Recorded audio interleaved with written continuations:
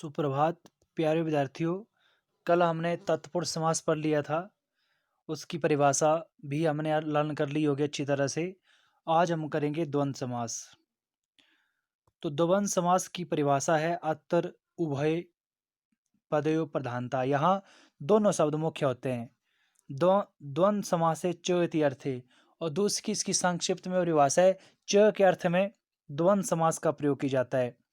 जैसे सीता च रामा च, सीता और राम, तो एक शब्द कर दिया सीता रामो, तो ये या जोड़ा भी कह लो रात दिन सीता और राम। द्वंद्व मतलब जोड़ा भी कह लो, या च के अर्थ में जहां भी च का प्रयोग किया जाएगा वहां द्वंद्व समास होगा। सीता रामो, सीता और राम, सीता च रामा च, द्वंद्व समास आ गया। माता पितरो, माता और पितर, माता और पिता, और आ गया तो और को संस्कृत में च बोलते हैं।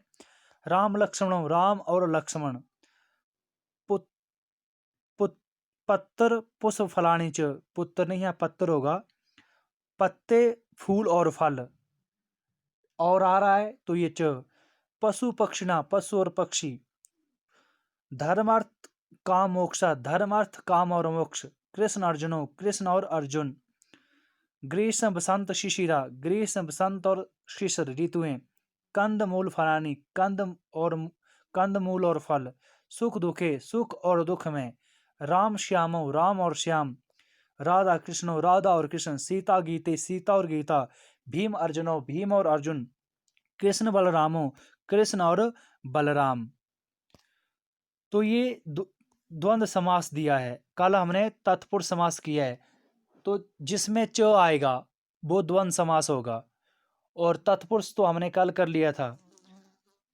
क्या इसकी परिभाषा है, यहाँ दोनों शब्द मुख्य रहते हैं, और जब हम इसका विग्रह करते हैं, इसको अलग करते हैं, तो बीच में च आता है। राम और सीता, माता और पिता, हाथ और प्यार, हाथ और पैर, सुख और दुख, दिन और रात, भाई और बहन। इस तरह से जो भी बीच में अलग करने पर च आएगा वो द्वंद्व समास होगा। आपकी बुक में ये कुछ अभ्यास करने को दिया है। राम लक्ष्मणों पुष्प वाटिका, कोकिला मयूरो जनसभा विद्याहीना, और साथ में ये जितने भी शब्द दिए हैं, और नीचे आपको एक तालिका दी हुई है। तत्पुरुष समास अलग लिखने हैं, द्वंद्व अलग लिखना है। तो ऊपर ढूंढो जिसमें द्वितीय से लेकर सातों विभक्ति विद्यमान होगी वो आएगा तत्पुरुष में, और जिसमें जोड़ा होगा वो आएगा द्वंद्व में। तो यहाँ कुछ सोल्व करके दिया हुआ है, पर आप समासों की परिभाषाओं को अच्छी तरह से लर्न करो, समझो, और उसके बाद अपने आप करना। ये कुछ तत्पुरुष में जैसे पुष्प वाटिका से लेकर न्याय कुशलता को दिया है, क्योंकि यहाँ द्वितीय से लेकर चतुर्थी विभक्ति छुपी हुई है। राम लक्ष्मण से लेकर ग्रीष्म बसंतों तक दिया है, इनके बीच में च जुड़ा हुआ है। तो ये आपने द्वंद्व समास करना है। कल हमने तत्पुरुष कर लिया था। अच्छी तरह परिभाषा को समझो, उसके आधार पर आपको ये अभ्यास दिया उसको समझो और इस करो। पर आपने यहाँ से नहीं करना है, ट्राई करनी है कि आप इसको खुद कर सको, और उसके बाद अपनी बुक पे इसको सॉल्व करना है। आज के लिए इतना ही।